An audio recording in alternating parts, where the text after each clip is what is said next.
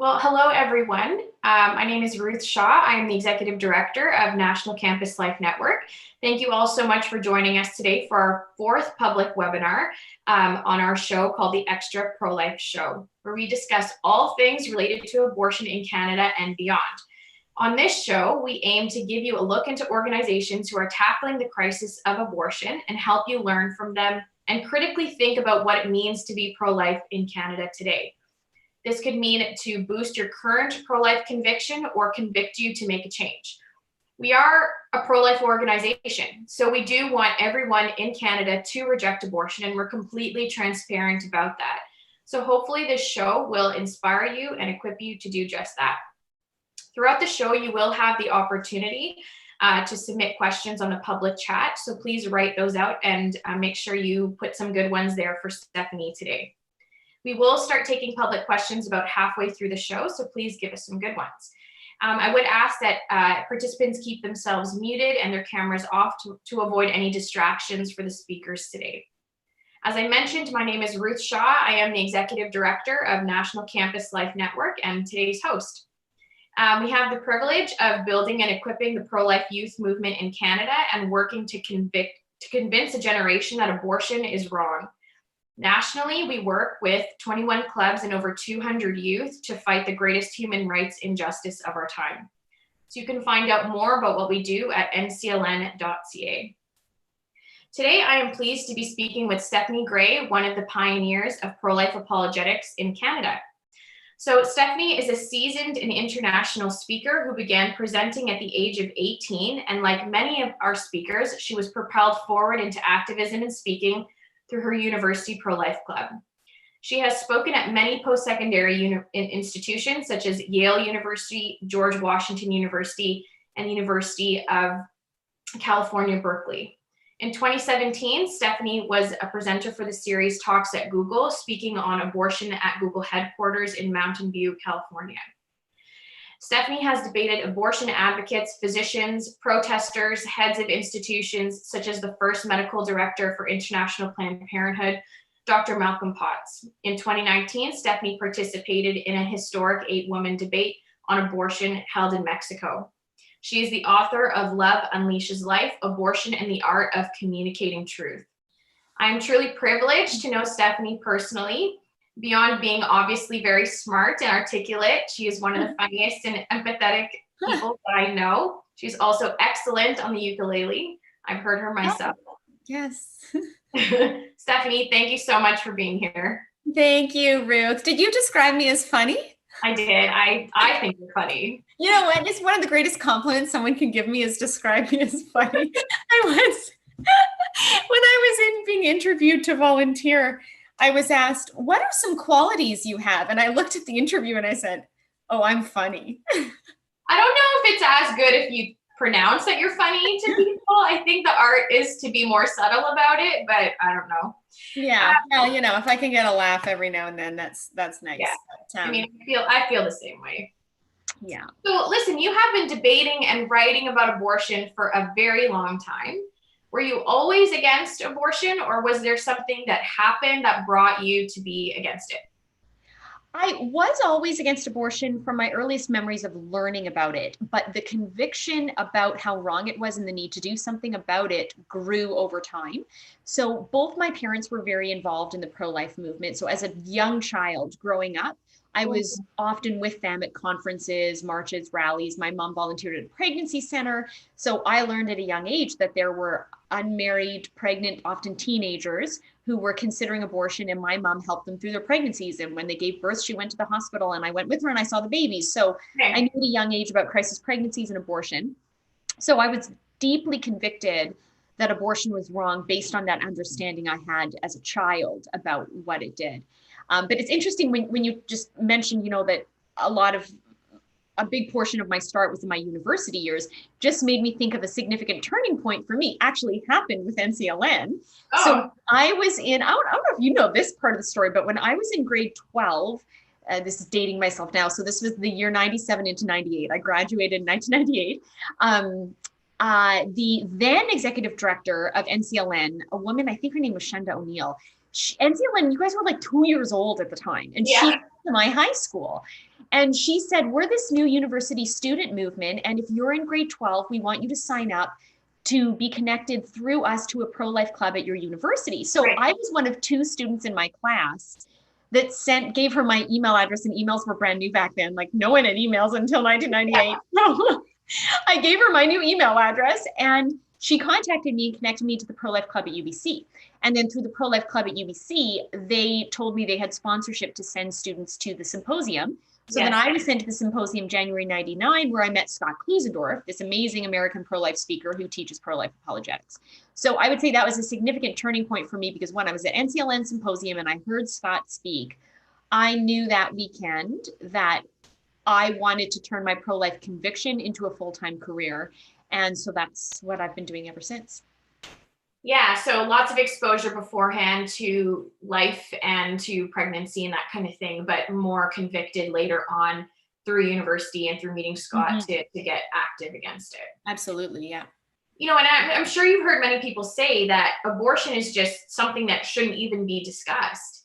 You know, like many people who advocate for abortion, they say the abortion issue is settled, or that we shouldn't be debating about body parts and women's body parts, and it's so personal to them. So, you know, how do you defend your job and your open promotion of anti-abortion work in light of those kinds of arguments? Yeah, you know, when people say, well, we shouldn't be discussing women's body parts, then I say, well, when does a woman begin her life? Because I, as a woman, began my life not when I was 5 years old, not when I was born, but 9 months before birth. So we should care about human beings, not so much whether they're male or female, but whether they're members of the human family. But if people are concerned about women's rights and women's rights to control her own body, then wouldn't those rights begin when a woman begins, which would be fertilization, which means we need to consider females in the womb, not just females out of the womb. But when people say, yeah, how do you justify, you know, the type of work you would do in a culture which says the abortion debate is settled? I would say just because a majority of people have accepted abortion, at least in the first trimester of pregnancy, it doesn't mean that it is acceptable in terms of morally speaking. It just means that a segment of the population thinks it's okay. But where there is a differing of opinion, you automatically have a debate. So I am not one such individual who agrees with the majority of people that abortion is acceptable in the first trimester of pregnancy. And I think my position is grounded in good reasons. It's grounded in science, it's grounded in philosophy. So it's from that perspective that by the very reality that there is a debate, because not everyone holds this one particular perspective, that justifies me presenting the other side to the debate, which is the view I and many others actually do hold as well. Right. And let's be honest, I mean, people who support abortion are readily open to talking about women's body parts and body parts in general, like Planned Parenthood and their selling of fetuses and their body parts and, you know, women's reproductive organs, if it benefits them. So, you know, again, I agree, like, you know, if there's a difference of opinion, we have to be able to, you know, talk about these things. And I'm curious if you've ever heard this, but, you know, a lot of people say even now within the transgender movement that if you don't have, you know, a uterus or you haven't been pregnant, that you should not talk about abortion. You have no right to if you're a man, you know, and this has trickled down into so many different groups of people who are apparently not allowed to talk about it. So on one hand, you know, a lot of abortion advocates are saying we shouldn't talk about this at all. And then they kind of concede the point that, okay, maybe we should, but it's only specific groups of people who are allowed. Like if you've been pregnant, if you can get pregnant, even, you know, different types of populations. So how do you respond to people who think that you should be disqualified from the abortion debate because you've never been pregnant? Yeah, I mean, I would say that arguments don't have a sex, people do. Right. And so the issue is, what are the arguments being put forward, not the person who is the arguer? Certainly, if you have a personal experience, that might help you be able to empathize in a more, in a very particular way with someone who has that shared experience. But a lack of that experience doesn't mean you can't contribute to a discussion.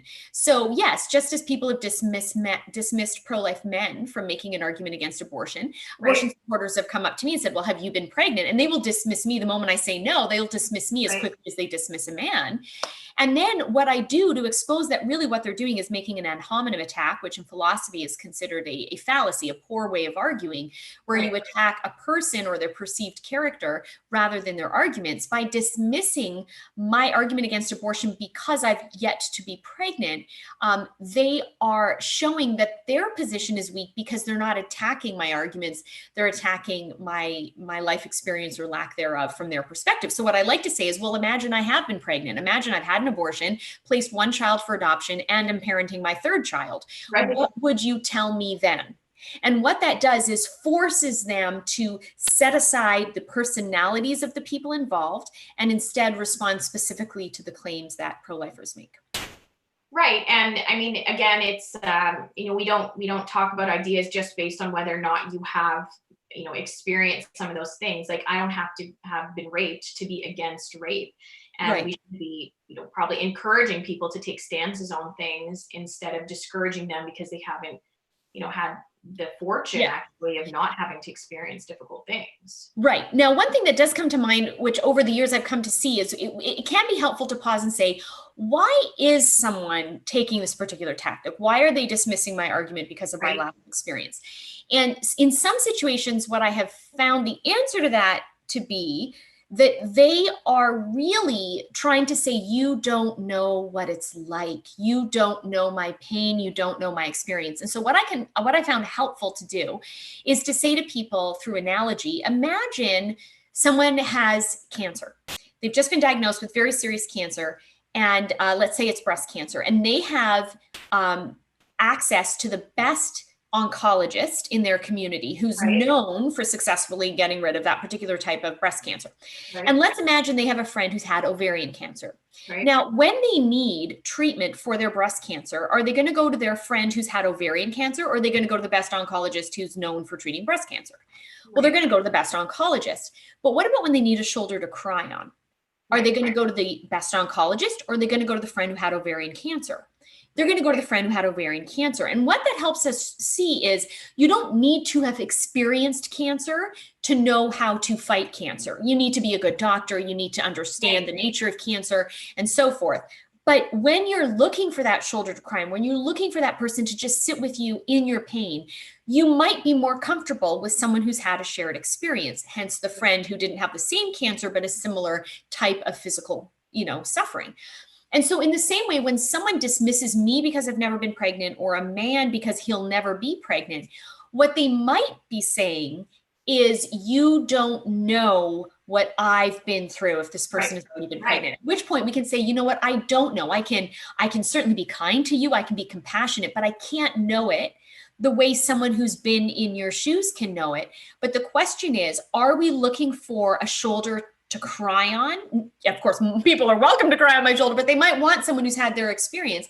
So is that what we're talking about? Or are we talking about not emotionally can I relate to a certain individual, but from an intellectual perspective, is the argument someone making sound? Is the argument sound? Is there good reasoning for what they're doing? And if that's what we're discussing, then my personal experience doesn't matter. So the question is, are they looking for empathy, or are they looking for an intellectual discussion? Right. And I think that really illustrates the importance of both in any conversation, right? That when someone's asking a question like that, whether you're pro-life or pro-choice, we should be seeking to understand the position and the experience of the other person, not to dismiss their argument, but to truly understand and build connection and common ground to be able to have a better conversation about what it must be like for someone who maybe had an abortion or was sexually assaulted. And for people who believe abortion to be permissible, to maybe try to understand why people like us might be against it. And I think those are principles that you've kind of shared in other times about the two sides of that coin, both the intellectual side and the empathy. And so kind of on that note, I think it's important for our listeners today that we all kind of start on the same understanding of what being pro-life means, and our understanding of what it means to be pro-choice, that we can kind of ask questions from that standpoint. So can you kind of articulate to listeners today your understanding of the pro-life and pro-choice position? Sure. Well, from obviously the pro-life perspective where I come from, I would say it's a perspective grounded in human rights. So Yes. we come from the perspective that all humans are equal and all humans have inalienable or inherent rights by virtue of our membership in the human family. So the Mhm. right to life would be one such example. That's not a right that I earn. That's not a right bestowed upon me by my mere existence. It's a right acknowledged as being inherent to me. And Right. so starting there, I then ask the question, what does science say for when human life begins? And science consistently across the board, biology textbooks in high school, embryology textbooks in university, they all say in beings which reproduce sexually, life begins at fertilization or sperm egg fusion. And so we know, therefore, that if human beings begin their lives at fertilization because they're beings which reproduce sexually, then if I believe in human rights, that we're all equal and that we have a right to life, then human equality and the right to life begin when the human begins at that moment of sperm egg fusion. And therefore, to deny the preborn child her right to life would be an example of age discrimination, because the only real difference between a preborn child and you and me is age. Some people might say, well, the child is smaller, it's less developed, it's in the mom's body, it's dependent on the mom's body. But all of those things are because the preborn child is younger, is a lower age than you or me. And human rights aren't grounded in how old we are. Human rights are grounded in what we are. So the pro-life Right. perspective comes from a human rights perspective, looking at science and looking at human rights doctrines. My understanding, having debated many abortion supporters, is they more often than not overlook the status of the preborn child and focus more on the circumstances a pregnant woman is in and the difficulty of her, what they would perhaps call a crisis pregnancy, and argue that because of her poverty, because she conceived as a result of rape, because she has no support, whatever the difficult circumstances are, that justifies her pursuing an abortion. Right. And sometimes abortion supporters will acknowledge the preborn child to be human and argue that in that case, even if the embryo is human, the woman who's poor, who has no support, who's raped, or whatever the case may be, it has a right to access abortion because the woman has a right to control her own body. She has a right to bodily autonomy, and Right. that the preborn child doesn't have a right to use her body, Right. which again then leads into the great debate. But I would say those are kind of how I would frame both sides of the abortion debate. Right. And so to draw out just one thing you said there about, you know, the rights for human beings are not earned, it's predicated on who they are. So Yeah. one aspect of the abortion debate that often gets talked about is, these um, fetuses who are not yet born, they're not really human. They're not fully human. They become more human as they develop. Um, and so how do you respond to that? I mean, you've said, Mhm. we talked a little bit about science, and that science tells us these things, and human rights theory also tells us that all humans get human rights. So how would you respond to Right. someone saying that? So if someone were to say the fetus isn't human yet or not fully human, it will become more human over time, then I Yeah. would say to the individual, well, how do you define a human? Because if you say you become more human over time, that sounds like you're defining a human based on age, and that when an individual gets older, they suddenly become more human. I am not more human than I was when I was 10 years old. I'm more mature now than I was when I was 10. I'm an Right. older version of myself than I was now than I was when I was 10, but I'm not more human. Humanness is not something you become more or less of. You either are or you are not. So when people say fetuses aren't human, I actually think not only do we need to ask them how they define a human, but we need to ask them how they define a fetus, because fetus is actually a term that's not species specific. It's a Latin term for young one. These underneath my skin are my finger bones, which we could also refer to as my phalanges. But using the Latin term doesn't change what they are. It's just using another language to refer to the same Right. thing. And so fetus is really using another language. It's speaking in Latin in reference to life in the womb, but it's not human life in the womb necessarily. The word fetus is offspring or young one, and you can have fetuses in other species. So dolphins can have fetuses, dogs can have fetuses, and humans can have fetuses. So Right. fetus is an age-specific label that refers to a particular time frame within some species and their age and their level of development. Right. Whether the fetus should be protected or not comes down to whether the fetus is human. And whether the fetus is human is determined by whether the parents are human. So two dolphins will produce a dolphin, but two humans will produce a human. So as long as the fetus is of human parents, we know it's a human fetus, just like we have an infant fetus and a toddler fetus and an infant human and a toddler human and a teenager who's also a human. Right. Age classifications. Exactly. Yeah. So if someone were to say, well, the fetus isn't human yet, the problem that individual needs to do is they first need to define what a fetus is. And the next thing they need to do is define what a human is and how you become more human and on what basis and what criteria and where they're drawing that info from. Right. So, you might come across someone though, who you're talking to about, are they human? Are they human enough? And so the question then becomes like, who gets human rights? And is being human enough to be valued equal to born people? And we've heard abortion supporters say I think you mentioned this earlier about, the pro-choice position is a woman should not have to give her body if she did not feel like she really consented to give her body to a being that may or may not be human. They might even concede the point that, okay, they are human, but she didn't really consent to that because she wasn't really consenting to pregnancy when she consented to sex, or maybe she didn't even consent to sex. Many would say that by suggesting in the pro-life position that a woman, whether she consented or not, should give birth to that child, would mean that the fetus's rights outweigh the rights of their parent or this woman that they're inside of. If she has to carry and birth a fetus that she doesn't want.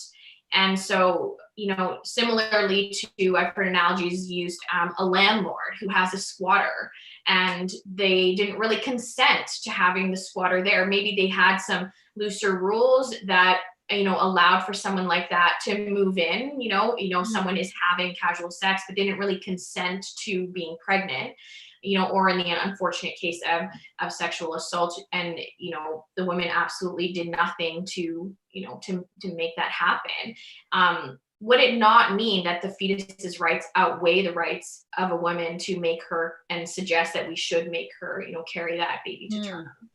Good question. I think when considering that, we have to ask ourselves, well, what is the fetus and what is the nature of the relationship between the fetus and the pregnant woman? So the first one is really important because if the fetus is not a human being, then obviously we're not going to treat preborn life the way we treat born life. But if the fetus is a human being, then regardless of how the human being came into being, who the human being's parents are, the circumstances that they're currently in, none of that changes the fact that it's a human being. So as long as what I've said earlier about the science holds, then we know we're dealing with a human being. But as you've pointed out, you might have a squatter who's a human being and you're a landlord. It doesn't mean that they have a right to live in your home. So then the next question we have to ask ourselves is, what is the nature of the relationship between the preborn human being and the pregnant woman? And the reality is the nature of the relationship is that is a parent-child relationship, not stranger to stranger, not even friend to friend, but it's a parent-child relationship. So the question we have to ask ourselves is this: what do civil societies expect of parents? And so, for example, if you go onto Google and you type, parents starve, torture, maim, kill offspring, you will get horror headlines around the world of just terrible things that have happened to young children at the hands of their own biological parents. And I would suggest that there is universal outrage about those headlines, that whether someone supports abortion or opposes abortion, both sides of that debate agree that when parents torture their born children, that is wrong. And it's not only wrong because the children are innocent. It's additionally wrong, you could say, because it violates the very sacred bond that should exist between parents and children, the very nature of the parent-child relationship. And so that's where an analogy to squatters in a house falls apart when being analogized to pregnancy, because we're talking about parents having a special responsibility to their offspring that we don't have to strangers, which is to meet our offspring's basic needs. So Right. food, shelter, love.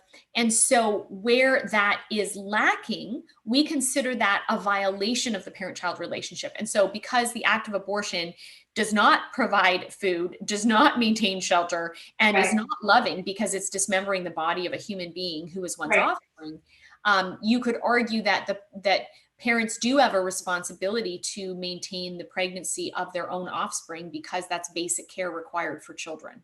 Right. But do you think that someone who has not consented to be pregnant is really a parent in the same way that someone who decided to get pregnant and wants their child is really a parent? Is it the same? And therefore, is being human really enough to be valued the same way, regardless of whether or not you want to be a parent? Sure. So let's tease out kind of the two references you gave. Someone who just kind of says, like the house squatter, like I may have consented to sex, but I don't want to consent to pregnancy. So, I don't have to always have a child in me, versus someone who didn't even consent to the sex. So they were raped, right? So let's look at that case in particular where the person was attacked against their will and the attacker's sperm fertilized their egg, and now a new life has come into being. So I would agree that that individual did not consent to what happened. They did not even consent, you could say, to the resulting pregnancy. And fair enough, someone could argue they don't even desire to be pregnant, understandably, from that They terrible. don't think of themselves as a parent. They were just like someone walking around who now happens to be a parent. Right. So it's not how parenthood should begin, nor how anyone would dream for it to begin. But the reality is, biologically, it has begun. Right. That individual who wasn't a parent before the sexual assault suddenly now is a parent. So the very biological reality of that forces us to ask, what do civil societies expect of parents? And even when we have been victims of injustice, even when we've been victims of brutal injustice, does that give us license to do just anything in Right. response? Like, let's say some terrible thing happened. One of your family members was brutally murdered. Okay. In your own anguish and your own pain and your own rage, does that give you license to run out and shoot a bunch of people because you're just so disturbed and upset by what happened? Of course not. We would say that you have been a victim of a trauma, but you can't just do anything in response to the emotions you're experiencing. Right. And so in the same way, a rape victim has indeed been a victim of a trauma and is going to experience all kinds of emotions. Right. It doesn't mean that she is licensed to act on every single one of them. And we see proof through people's lived experiences that it's possible to be inclined, once being pregnant as a result of sexual assault, to be inclined to have an abortion, but not actually act upon it, and then to be grateful that you've carried to term. There's several people who've decided to share their stories publicly of women who have conceived from rape and been grateful that they carry their babies to term. My friend Leanna Rebelito was raped at 12 and gave birth to her daughter, who she then raised, and her daughter became her best friend. So there are people who have been victims of injustice, but they don't want another victim, and aborting the child is creating another victim. Right. And I think the analogy is very sound there of, whether wrongly or rightly, as a human species, we are often exposed to things without our consent. We can't possibly consent to every single thing that we're exposed to or that we experience. I think of people who grew up in abusive homes. It doesn't give them and without their consent, they can't go back then and then murder their parents who did that, because the unfortunate reality is that life has suffering, and it's what you do with that suffering that really matters and changes your life and the life of people around you, and not producing more suffering as a result of the suffering that you went through. Right. So I want to pivot to one last question before we take public questions that have come in. I want to change the tone a little bit to talking a little bit about relationships between pro-life people and pro-choice people. So let's just say I'm Joe, I'm pro-life, and I'm outside one day and my neighbor Susan comes out and she starts complaining to me about Trump, and he's so pro-life and she hates that, and he's done so much, changed so much in the States. How do you respond? And, you have to live beside and interact with this person. It's not activism, where you're popping in and out of relationships most of the time. And do you really think it's possible to talk about abortion and be in relationship with people you disagree with, whether you're pro-life or pro-choice. One thing that we tell our students is, let's not give into identity politics the way that the left does.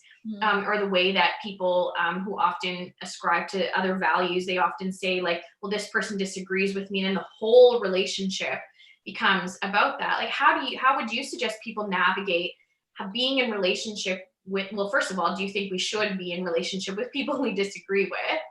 And second of all, like, how do you think we should do that, whether we're pro-life or pro-choice? Yeah, I mean, I think the question is not, oh, I disagree with you, I should be in relationship with you. But instead, if we are drawn to be in relationship with someone, maybe we have shared interests, or we might have somewhat shared property because we're neighbors. So there's Right. type of, relationships we choose, like certain people you click with and you're like, I want to invest in a friendship with this person more than another person just because you have a lot of common interests. But then there's other people who you might share workspace with, you might share neighborhood space with. And by virtue of those things, we're in relationship with them. And therefore, I would say where we don't agree on everything, we nonetheless have the relationship. So it's about learning to be in relationship where we don't always have agreement. So how do we do that well? And so one of the things that I've learned over the years is the power of the Socratic method. Socrates, in his quest for truth, would ask questions. So, if as the example you gave, you've got a neighbor who's lamenting about Trump being anti-abortion and saying that she doesn't believe in being anti-abortion and she supports a woman's right to choose. Right. Instead of thinking, oh no, I now have a responsibility to preach to my neighbor why abortion is wrong, what I encourage is for people to simply be compassionately curious and say, when did your position on abortion, as you hold it now, first begin? Have you always held that view? What makes you so passionate? What is it in particular about Trump? Is it Trump in particular, or is it position on abortion, his position on abortion, which, Right. would be, if it's likely the latter, then that's an easier issue to tackle anyways, because then we're focusing on the argument, not the arguer. And we can like someone who's communicating a message, we can dislike someone who's communicating a message, we can be neutral about them, but the issue is, what is the message? And so to be someone who's just asking your neighbor questions when she has volunteered her position, she has chosen to bring that up, by asking questions, that in a way can be sowing little seeds that can grow some doubt in her position, because maybe she doesn't have a strong answer to one of the questions you ask. Well, then that'll cause her to go maybe back into her kitchen and be like, I don't know what to say in response to that. What do I think? And it's in that quest for truth, that unanswered question that we all instinctively want an answer to, that could lead her to changing her position over time. But it's an over time thing. It's not an instantaneous thing. No, and you can't expect instantaneous kind of changes, I think, especially when you're in relationship with people who believe abortion to be okay. And we have to be able to be, I think, in relationship with people of all sorts of opinions and not be afraid of that, whether you're pro-life or pro-choice. One thing I found really helpful is kind of, you mentioned just about like focusing on that common ground and not, and trying to, like with Trump, there's certain things that maybe he's done that you or I would maybe disagree with, and be able to show that we're also reasonable people and that we also care deeply about people. And some of the people in my life who believe abortion to be okay are also some of the most caring people that I know generally. And so it's again, not giving into that identity politics kind of definition of you're just pro-choice or you're just pro-life, and our stance on abortion is the only thing that we ever kind of talk about. Right, absolutely. Okay, so we're gonna take some questions from people who have written in. So this one's from Dina. She says, there seems to be this idea that suffering is the worst evil and should be avoided at all costs. And some people seem to really believe that death is better. What is the best way to convince others that it's better for people to live, even if they will suffer? That is a great question, and it's a topic of interest for me of late. I'm actually writing my next book on the topic of suffering as it relates to assisted suicide and euthanasia. But I would say, yes, she's really hit the nail on the head with an issue that's kind of underlying a lot of people's rhetoric on the issue of abortion or the other end of life, which is, if there's going to be suffering. So if the rape victim is now pregnant, she's going to suffer. If a woman has consented to sex, but she's going to be in poverty, she's going to suffer. And we can agree, yes, there will be suffering, but the question is, what human being doesn't suffer? Every single human being, all of us, have suffered and will suffer. Now, our suffering is different. Some people's suffering might be emotional, some people's might be physical, some people's might be relational, whatever the kind of suffering. The point is, the common denominator is the experience of suffering. And so what I find helpful is that we need to provide really an apologetic on living with suffering. Right. And learning to live well with suffering.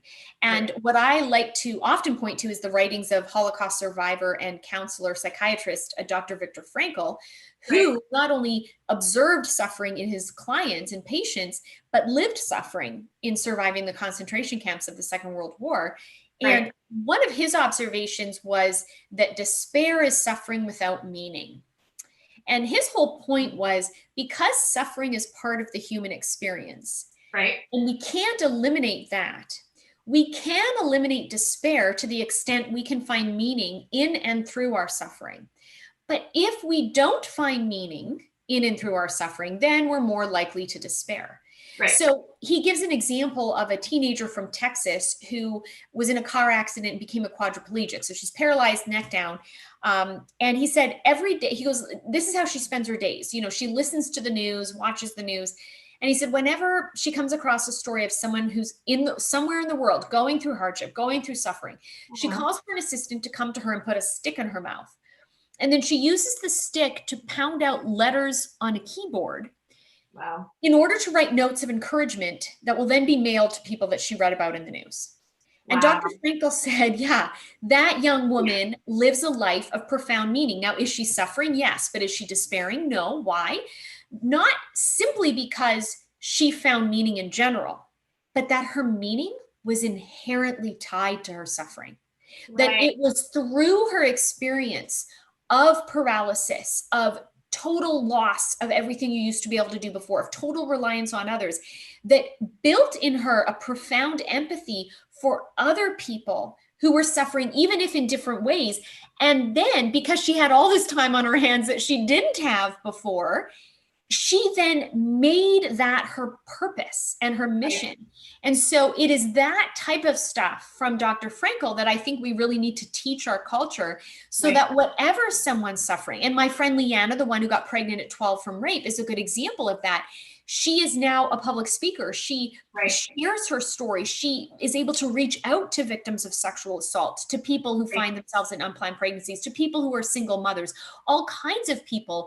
And it is because it is in and it is through her very particular experience of suffering, but she has not despaired because she found meaning. And so very timely during the current crisis of how to find meaning in suffering during this time. The next question is from Donald. He says, Stephanie, do you find that the proposed legislation to prohibit sex-selective abortion, which I'm sure you've heard of, for Matthew Wagenthal, is not helpful in educating the public about the fact that abortion kills all human life in the womb, not only girls? Does this reasoning not lead to a de facto discrimination against preborn boys? Good question. So I think when answering that question, there's two things we need to consider. What is the political strategy or a movement might take? And what is the educational strategy a movement might take? Educationally, I'm not going to say abortion is wrong because it kills girls, because then that implies that 50% of the time when it kills boys, abortion isn't wrong. So educationally, I have to build my outreach on my argument, and the strongest argument, which is that abortion is wrong because it kills human beings, whether you're male or female. Now, politically, that is a slightly different strategy, because it's not about educating society, although education is tied into political change, but it is about implementing laws and protections where they don't currently exist.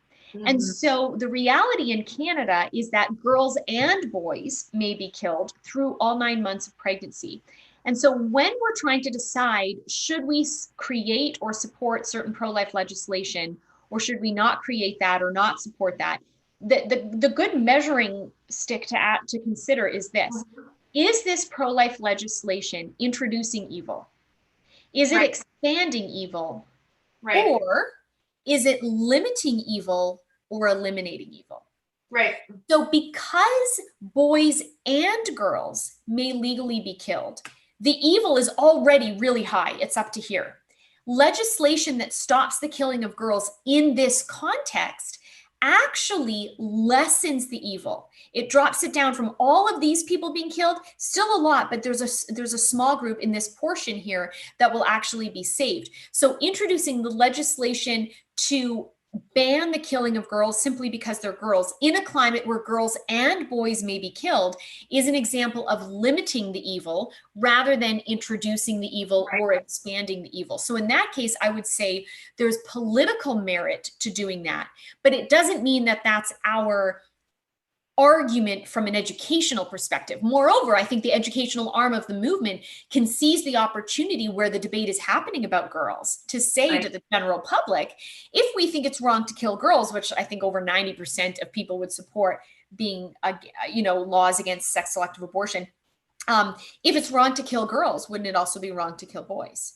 Right. And I actually think the legislation does say both, but there is more of an emphasis on Oh, I was at a meeting where Kathy Wagner was introducing the bill to pro-life organizations, and this issue came up of what about boys? What about boys? And in fact, on campuses, we have encountered students who have said their parents had their siblings killed because they knew they were having a boy and they didn't want another one. And so this is becoming more of a problem, but I believe that the legislation actually does include boys to some degree, but it's just that worldwide, there's more of an understanding that this has been used to kill girls. right, right. This one's from Mark. He asks, what is Stephanie's theory of mind? What is her views on consciousness, personal identity, and how does that relate to the abortion discussion?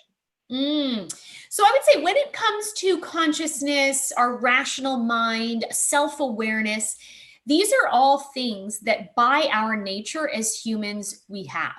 So human beings are organisms of a rational nature.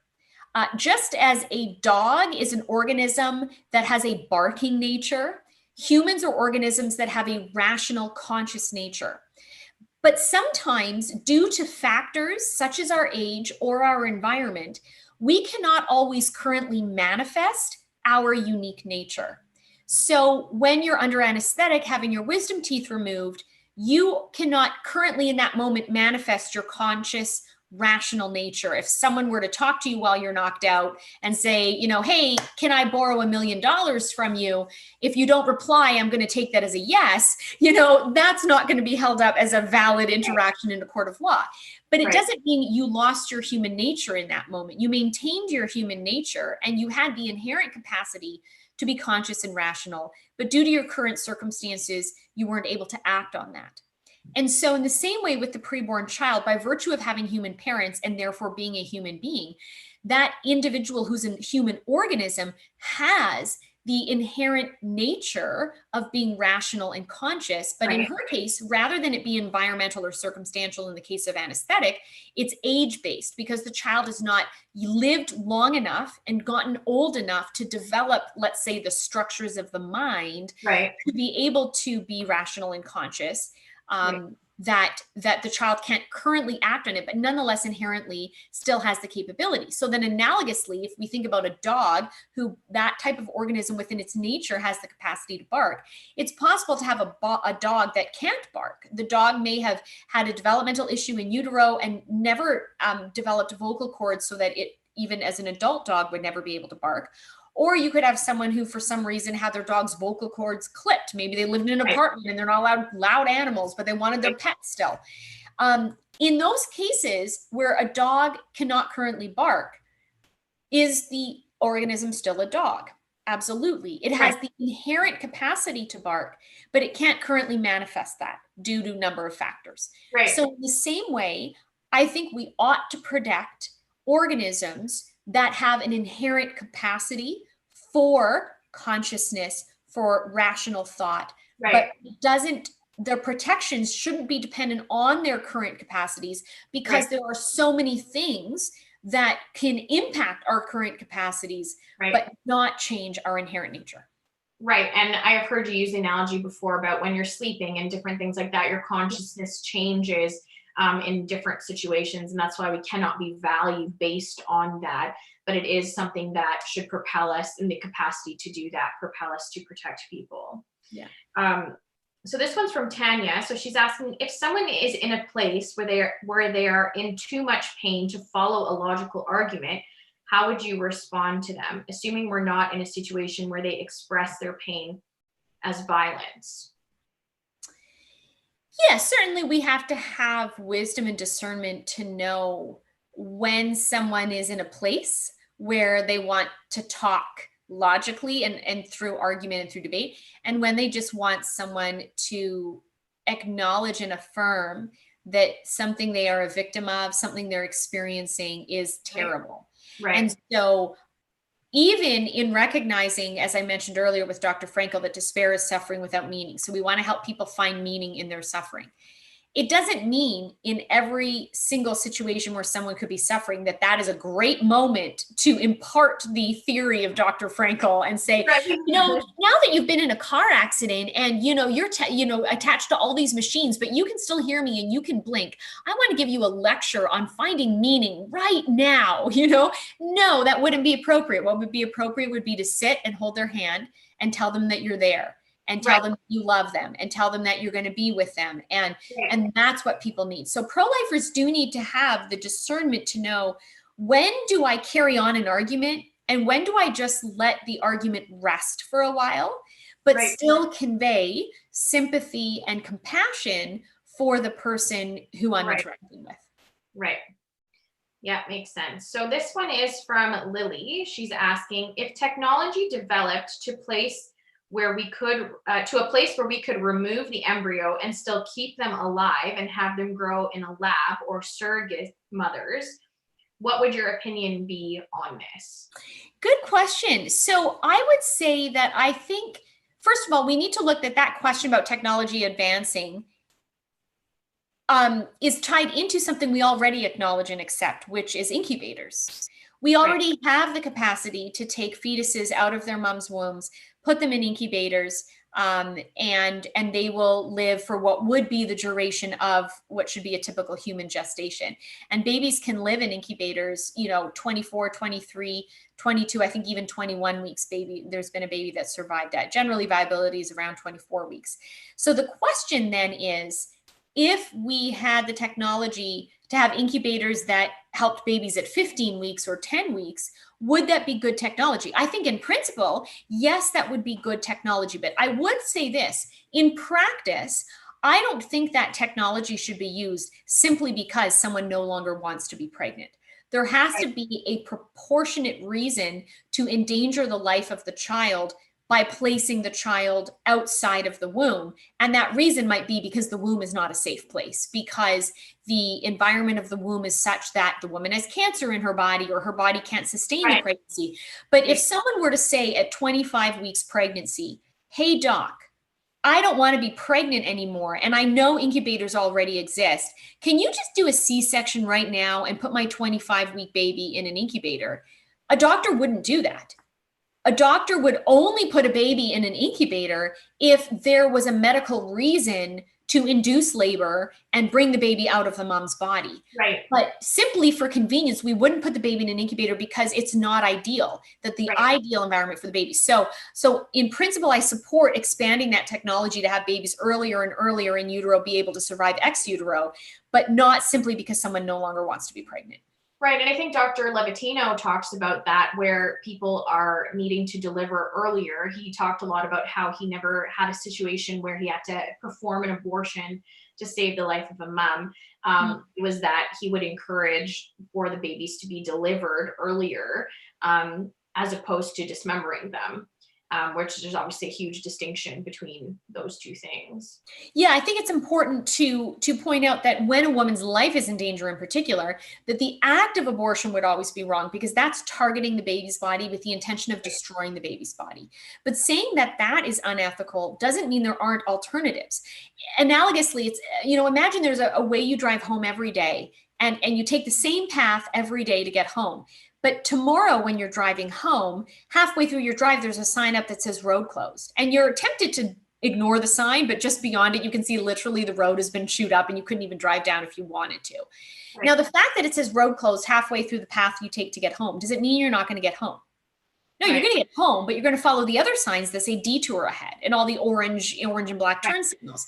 And so you still reach your end result of getting home, but you don't go the way you normally do. You have to take a different path. So when the woman's life is in danger, we can reach that end result of saving her life.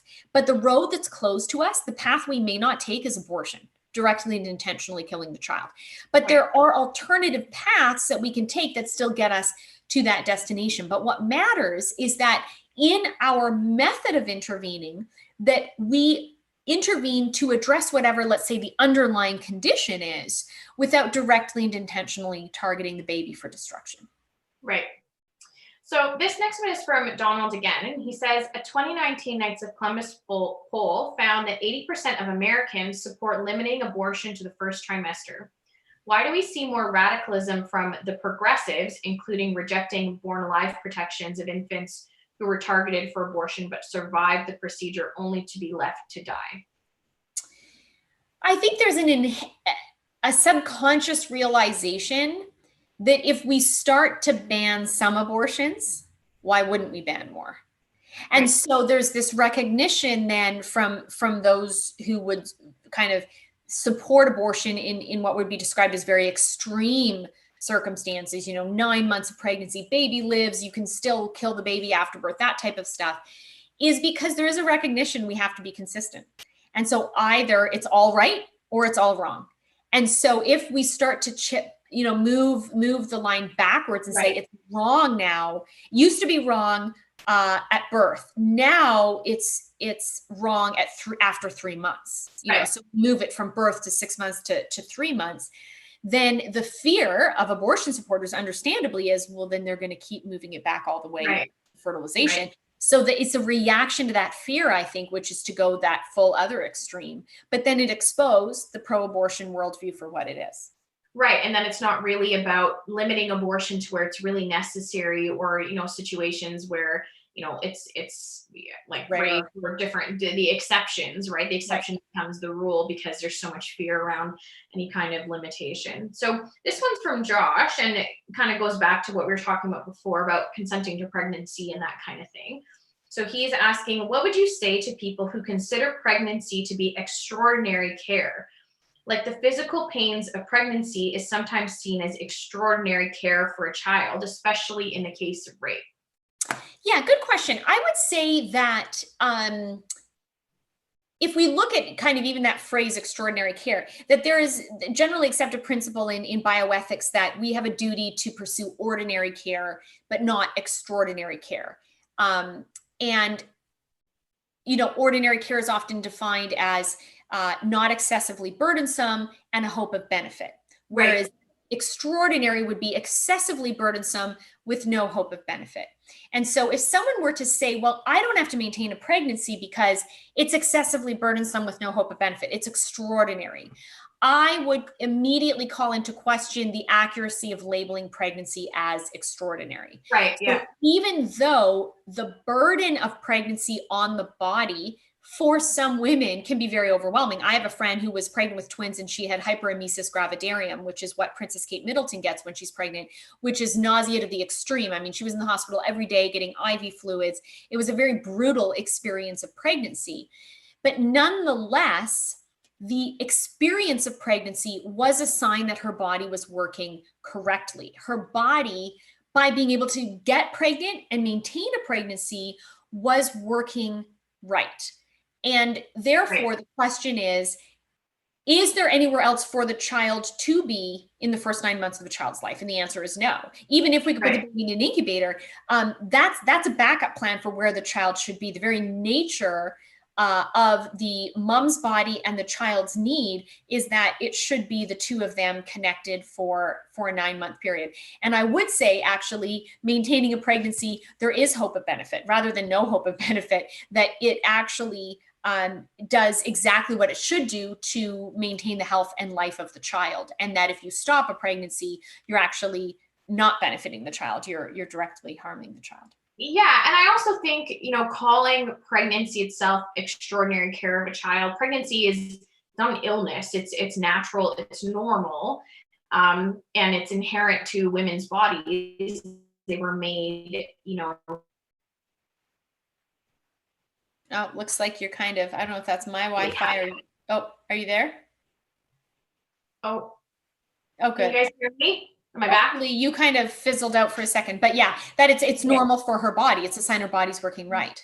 Yes, and that's not to say that there could be times in pregnancy where extraordinary care is required to aid a woman to get through pregnancy, but the mindset should be to help her get through that, what possibly could be a difficult time, and use medical care to help her, Right. as opposed to saying you should eliminate or get rid of your offspring because pregnancy itself is some kind of problem or not natural and normal. Like, there's a huge difference there. And when you could argue that our culture does not do enough to support women through pregnancy, whether it's in the workplace or, I myself have had a miscarriage and going to the hospital, and the kind of care that I received there was not adequate.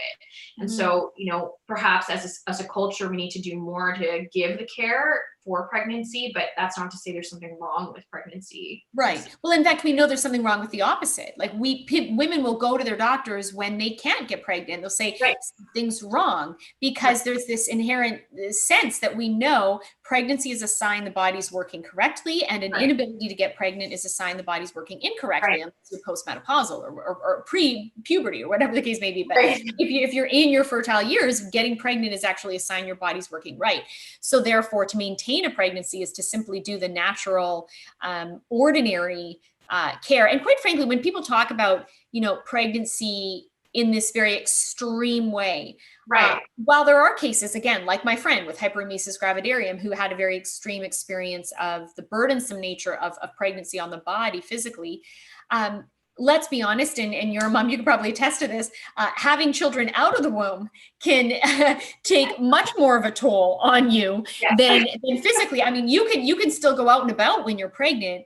And once your babies are born, you're tied down to feeding schedules, to nap schedules, to personality, like random tantrums. Extraordinary care. I mean, caring for a newborn is literally a full-time job. Yes. In comparison to being pregnant. I mean, I myself had difficult pregnancies, so that's why I really understand culture needs to do more in these situations where pregnancy is not as simple or as easy, or you don't feel the greatest, best version of yourself.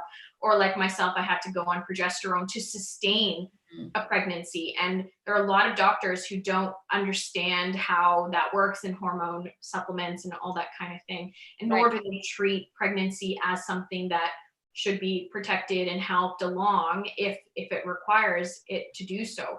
A lot of doctors won't even test you for hormonal problems till you've had 3 miscarriages. And so I think culturally we can do more. This last question we'll take from Lily. So she says, Stephanie says the embryo or fetus developing in an incubator is not ideal. Couldn't someone say it's also not ideal for the mother to have to go through the inconvenience and suffering of pregnancy?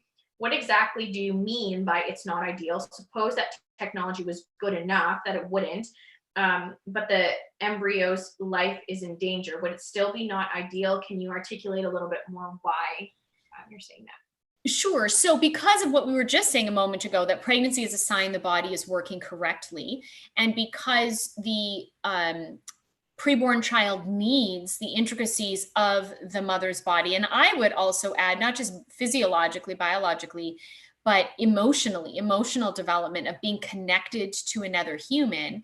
That is why I think the default should be maintaining pregnancy, unless there is a health reason that means the woman can't maintain a pregnancy that would justify us then doing everything possible to keep the baby in an incubator. But there is something to be said for the importance of direct human connection. This is why, as you know, with the COVID-19 crisis, increasingly as time goes on, we're hearing news reports about people with mental illness experiencing higher rates of depression and anxiety, because Right. we aren't meant to be isolated. Man was not meant to be alone. Humans in particular are made for connection. We're made for relationship. And that is why when babies are in incubators, the medical community will do as much as possible to try to provide parental touch of that infant in the incubator. If they can do the kangaroo care, if mom isn't available, dad takes his shirt off, and baby, you have skin to skin contact on that premature baby for short little snippets before the baby has to go back in the incubator, or hands go in to try to touch the baby in some way, because we humans thrive when we have touch and connection. Right. We flourish in that environment. And so the connection of a mother to child is so important, I would suggest, for the first 9 months of pregnancy, for the first 9 months of our life, that biology tells us that's how it ought to be.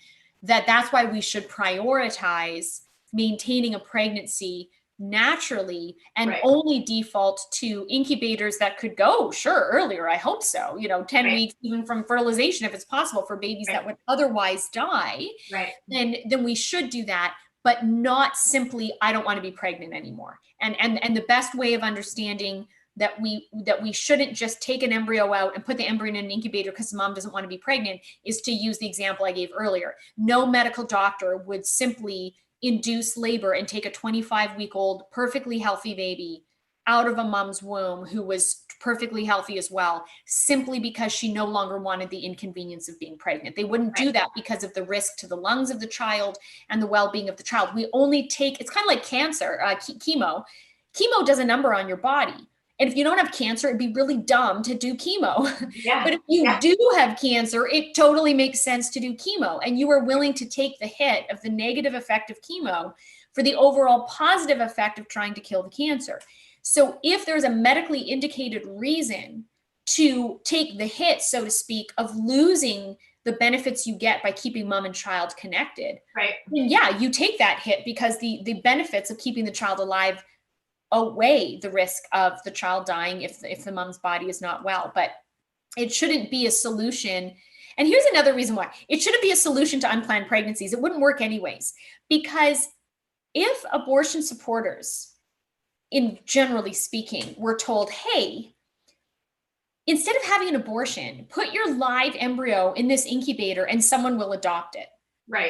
They're not going to generally lean to supporting that, because they don't lean to supporting adoption. It's just like adoption in general. What is the whole principle of adoption? It's saying the child I don't want is still going to be living, but with someone else. And this idea of taking an unwanted embryo and put in the incubator is that same mentality the abortion supporter will have to accept. The embryo I don't want will still be living, but with someone else. And if there's a resistance to that, when it comes to adoption, which there is, so many abortion supporters say, no, I wouldn't choose adoption. Then why do we think they would choose the incubator option just out of convenience? Because they're going to have to deal with a living child who might come look for them one day. And, I'm obviously a big supporter of adoption. I'm adopted myself. But to go back to your point about what's best, the ideal is for parent and child to remain together. And I think it's not talked about enough of the hardship of both biological parents and adoptees to be removed quickly from their parents, from their biological parents. And obviously adoption is a much better option than abortion, but it is still extremely hard on adoptees and young children to be removed from the people that conceived them. And we don't talk enough, I think, about the imprint that the biological connection during pregnancy leaves on children who are then removed from their biological parents. And that is simply a reality. Yeah, absolutely. So that brings our webinar to a close for today. Stephanie, thank you so much for joining us. And we really hope that people who have been listening today have been able to take some concrete arguments and analogies that you can use in your conversations about abortion. I just want to take a moment quickly and apologize to our registrants for the tech issues that we've been having, and we worked really hard to fix them. So hopefully they're over. We appreciate you taking the time to learn about being pro-life. And if you want to reach out to us to talk more about how you can practically become more pro-life on the ground, please email us at info@ncln.ca. And all of our previous webinars are now available on our YouTube channel under our name, National Campus Life Network. Stephanie, again, thank you so much for coming. Thank you. Keep up the good work. Next week's public webinar will focus on the work of crisis pregnancy care centers across Canada. And we'll be talking to the directors of 2 crisis centers, Aid to Women and the Back Porch. The directors are Mary Helen Mose and Gabrielle Johnson. Both of them have offices and operations very close to abortion clinics. And so we want to hear from them what that experience is like and the opportunities they have to save babies and help women who are minutes away from having an abortion. These people are experts in how to handle crisis in the 11th hour and in an urgent and effective yet kind way. So we hope you can make it out. It will again be next Wednesday at 3 p.m. So thank you all so much for joining today, and hopefully we'll see you next week.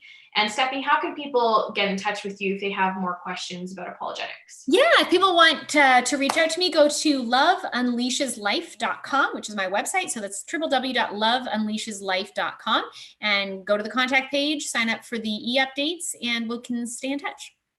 All right, thank you all so much for being here. Hope you have a great rest of your day.